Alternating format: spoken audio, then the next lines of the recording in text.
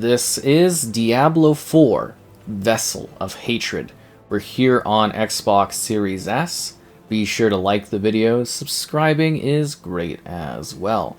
So we're diving in and taking a look at the first expansion for Diablo 4 here on the Series S. I had previously reviewed the core game if you want to get an idea of what that's like, as this is focused squarely on what the, I guess you would say, first big story expansion to the game has to offer. So this is directly continuing the events of the end of Diablo 4. The characters, the moments, everything like that. So you can dive in fresh with a new character in order to kind of play just this expansion, or you can kind of continue the adventure for a previous character. You do you. For this particular review build, it was encouraged, or well, we had to make a new character, so it was great because I was able to take a look at the new class, which is the Spiritborn class, and we'll be talking about that a little bit more later on. So since this is, a review that is focused on talking about the story and the gameplay, we're not going to really dive too much into the technical elements of the game, but it is basically the same as we last left it, where these are kind of your graphic settings for the Series S. You just kind of get the default setup and scenario, and the visuals are pretty great. The performance level is solid, and it seems to handle this expansion pretty effectively in regards to the visual clarity, quality, and everything of that of the experience. It's really quite good here on the Series S, in case you were wondering, but again, the exact same as the previous time that we had taken a look at this on the Series S platform, which is great for those that play on this console. So we're moving towards a dungeon, and we're going to be talking about the overall scope and style of this game. So the general focus here, as I had mentioned, is continuing the narrative. You are basically kind of continuing right from where the story ended, so it's a natural progression. It largely follows Neyrelle as she deals with this soul stone that contains the element of Mephisto.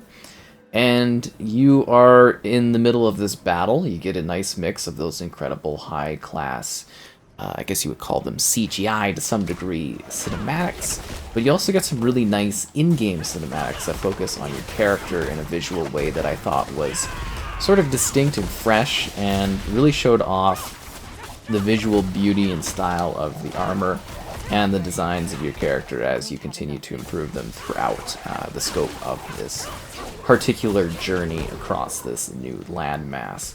So this is the new area here. That's part of the expansion. This is Nahantu, and you get a mix of things such as like jungle type terrain, some open fields, you get some majestic waterfalls, new strongholds, you've got new dungeons, new crypts, and you can see just in comparison to the main game that this is sort of the area that is of focus here for this particular adventure. It is actually quite expansive. There's a good amount of gameplay time here. It's a pretty chunky experience, and that is kind of furtherly compounded with two main areas of loot grinding and or endgame type content for finding gear, and that is the core gameplay loop of Diablo in general, is to go and gather more loot, do higher tier difficulties, and kind of rinse and repeat that element of gameplay. That's what Diablo is. I'm assuming most people are probably coming from the main game wondering how this is, so I don't think I need to explain that too in depth, but for those that are like new and maybe looking for a fresh onboarding point for Diablo 4, this is a great one. You've got a matured experience that's been improving steadily for a year with new content, seasonal things, and now a big, chunky, new expansive expansion in terms of story and scope, which is pretty exciting. So it really will feel like, hey, you're continuing that adventure that you were kind of loving before, or if you're new, you get a fresh sort of entry point into what Diablo has to offer. But I do recommend playing from the beginning and then doing the expansion. You just get a much more rewarding sort of time. Unless you're making a new character and you just want to have a crack at here, it's not too bad from a leveling perspective. So gameplay-wise, I want to mention also for the areas, when you get to like the tormenting levels, we have the Dark Citadels. So it's sort of this, as the developers kind of noted, really these areas, that one and another one, which I'll talk about in a sec, are meant for sort of a long-term post you finish kind of narrative and you want to like grind for loot and gear and other items or leveling or whatever you want to grind for. That's what these areas are specifically designed for. Because you got to remember, I guess I didn't really explain it too much in this one as opposed to like, you know, I just covered this on the Series X too. Like this was a very specific review build to check out ahead of launch, which was great. Thank you, Blizzard, so much for setting that up. So appreciated. And, you know, nothing is kept, and I don't have a mount, so it's been a lot of work kind of walking around getting to places. Like, it's been quite an arduous journey from that regard. But yeah, everything plays really well, looks good. I think this is a very mighty and expansive expansion. But let's get back to what I was talking about. And then we have the Crast Undercity, which is another farming gear thing. So that one's a little bit more aimed at, like, I guess you would say casual play.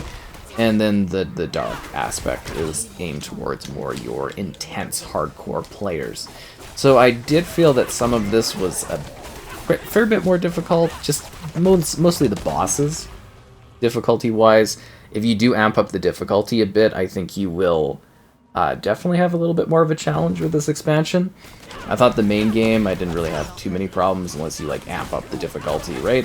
But this expansion, there definitely is a greater leveling of detail, and also depth of the bosses.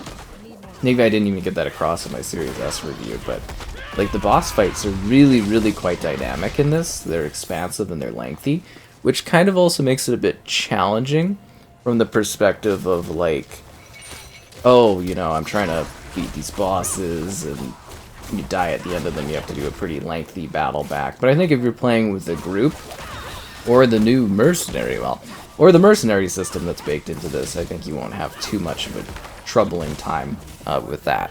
So we talked about Crast, we talked about the Dark Place, we talked about the main landmass. Let's talk a bit about that sort of companion type system that they've got in here. So right here, you might have noticed, is a mercenary. So the mercenaries, you can either have a reinforcement that sort of triggers, or I guess you can have a reinforcement and anyways. But yeah, so the reinforcement is basically like, I do a certain ability, well you can actually set it up dynamically based on what you want. But you could be like, oh, if I use this wind attack, that triggers this character to come in and do an assist. Then there is the mercenaries, which are like, I think there's a few different options, depending on who you like unlock, as to say, or work towards getting. And they will come in and battle with you, which is great for solo players or those that need an extra hand.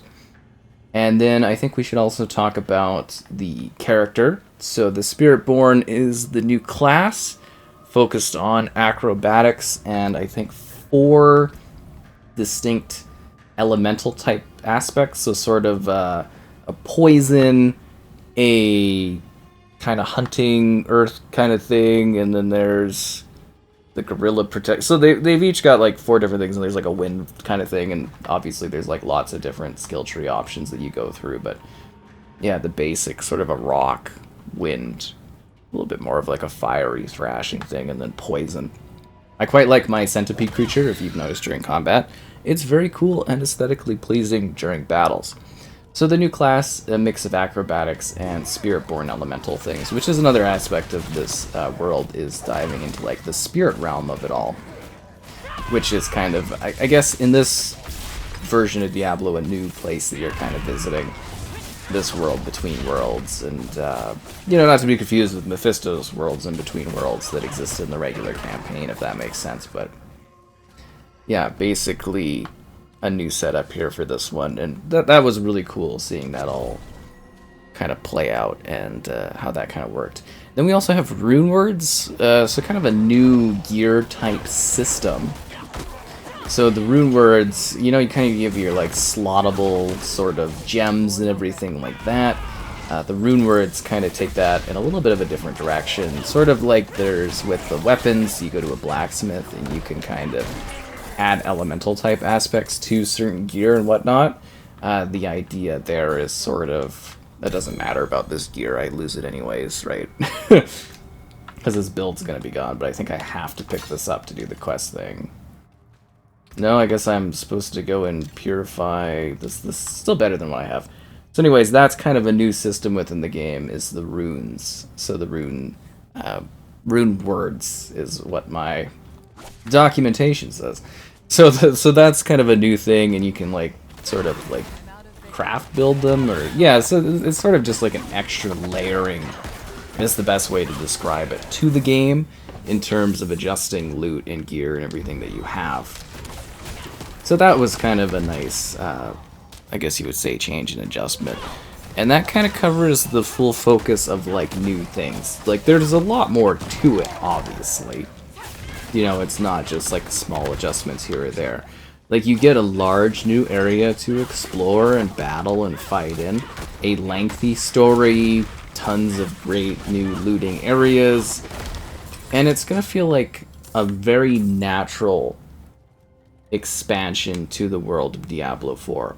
People that join in years down the line, as I'm assuming we're eventually going to see several different, like, probably get a new expansion every year if I'm not crazy. And, you know, I would imagine this is probably going to last 10 years or so, I would guess, if I'm being, like, you know, the assumption on that, because I'm guessing it's going to be, like, a long-term Diablo project. It's like Diablo 3 was and everything, right? So, with that, well, hopefully I get to review it every year. It'd be wild to go on like a 10-year journey with this.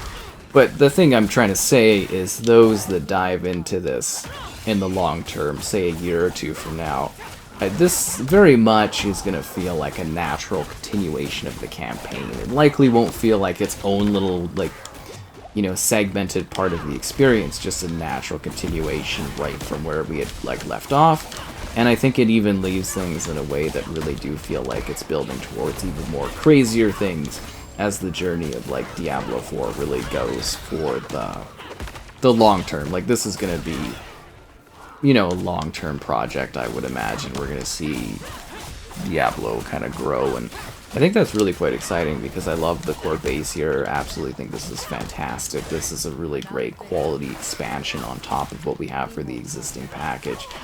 I think that's really, really quite exciting, you know, that we've got this whole new area and very large area to explore, exciting new, challenging, like, bosses, a bunch of new monsters, new areas to visit, creepy creatures, grotesque scenes, majestic ones. There really were some... Wow, I can't believe I actually died there. There really were some beautiful new areas that you get to visit within this, like, world. Like, some of them were just absolutely majestic. Like, it's hard to describe them because I'm not supposed to show certain things when doing the review and all that. Like, they're very open about this one. Like, very, very cool about the review setup. Very, very much allowing me to kind of dive in and talk about all kinds of stuff. And, like, seriously, bravo on Blizzard being so incredibly open on showcasing this. They have complete and utter confidence within this product and what it has to offer. And I'm just kind of conveying that along, too, that I think they really put together a pretty sweet and well-done addition to the game as someone that really loved the core Diablo 4 experience. And again, you can go check out that review as well if you want an idea about the base game. Where is the thing I'm supposed to go and kill? I feel like we've killed everything. Like, someone that really enjoyed the core game, I really had a lot of fun diving back into the game after a little bit of time. Some people are a little bit more fortunate when they're playing games where they are able to, like, keep playing them and do all the seasonal stuff and everything like that. I myself have to, you know, jump from game to game, kind of covering things. Is there, like, a hidden thing here? Explore, slay the infested revenant. Maybe not. So, yeah, it's just kind of, like, really nice to be sort of back into this and enjoying a healthy amount of new content that, to me, is really, oh, I see the opening there, is really quite exciting because it's a lot of fun to dive in and play this really addictive gameplay loop that just kind of goes on and on and on. And it's cool from the perspective of, hey, brand new class, brand new area, your existing class can continue the build and the journey, going to new areas, unlocking new challenges, and becoming more powerful and all that, or you can start a new character, or you can go and try harder difficulties to get even crazier amounts of loot, or you can find all kinds of new items and grab all kinds of new things and do all kinds of new stuff, and there's extra layers. Because ideally, that's what you want out of these expansions. You want a game that grows, a game that changes, and a game that evolves over time and makes it more interesting and dynamic and exciting for you. And I think they sort of really just nailed it here. Like, I really had a great time playing this. I think there's a lot to love, a lot to enjoy, some big surprises to be had along the way. And yeah, that's kind of the exciting thing here, is being able to really see this kind of evolve and improve and change and, have new things to it that kind of make it exciting for people to come back to. So I think those that played this game when it came out, had fun with it, and maybe took some time off, this is a really good returning point for you to enjoy it and have a lot of fun doing some new story content and kind of sink your teeth into. Those that have been playing it, I think you're going to absolutely love this extra addition to your experience in your game. And those that are maybe looking to onboard, I think this is a perfect time to do so. A very easy time for you to dive in and see the world of Diablo, which has absolutely excellent gameplay loops and mechanics. And as I said, it's something that's been maturing for, a year at this point, over a year. So there really is. There's a lot of stuff. And you just get this massive, seamless multiplayer experience. One that you can still play alone in the traditional sense of how you might experience Diablo, but also with like a passive multiplayer setup that I think works so well. Or, play it with buddies, play cooperatively with randoms. You do you for Diablo 4, right? That's kind of the magic of it, is you're able to kind of tackle things and explore and do stuff however you want. And they really did give us just like a bunch of content and some really cool areas. Like, these really don't even have the time in the review videos to kind of like showcase you the true scale of like all the new stuff. Like, there is a lot, like a healthy amount of exciting new content to dive in here. And also the new class was a lot of fun. I loved that it was kind of like, it basically pushed me to try this new class and stuff, which I think I was probably going to do anyways. I would have taken the easier route if I could use my pre-existing character, to be honest. But no, it was really nice to come in here and be encouraged to test out this new class, see what the character could do, and ended up really, really liking the style of it, the play of it. Yeah, I think the kind of Spiritborn here is a really great option if you're looking for like a new class to try. I still love the Necromantic class personally the best, but I think this is very, very well put together. I think you're going to have a lot of fun with this, diving into it, seeing what the magic of Diablo 4 has to offer. And as I said, you've got a core main game that will take you hours upon hours upon hours of gameplay, and then it just gets even larger. I think this has a good amount of time to it. It will be a little easier, I think, for sure, if you're coming with like a pre-existing character, or if you've got like buddies to play with. I think, time-wise, it's really going to come down to how you tackle this and who you play with. But I think for the most part, you're just going to have a great time with it. You're going to feel like you got a lot of good value out of this. I feel like you're going to get like a lot of time, a lot of new fun loot to collect, a new class to try if you're into that sort of thing. New boss challenges, new creatures to kill, new places to see, new things to do, lots of new activities. And of course it's going to evolve further with seasonal things. Diablo 4 is a long-term product and service and experience, and I think it really worked out quite well. And I can't wait to hopefully be checking out the follow-up expansion to this that may exist in like a year from now, and hopefully I'll be able to showcase that and present it to you.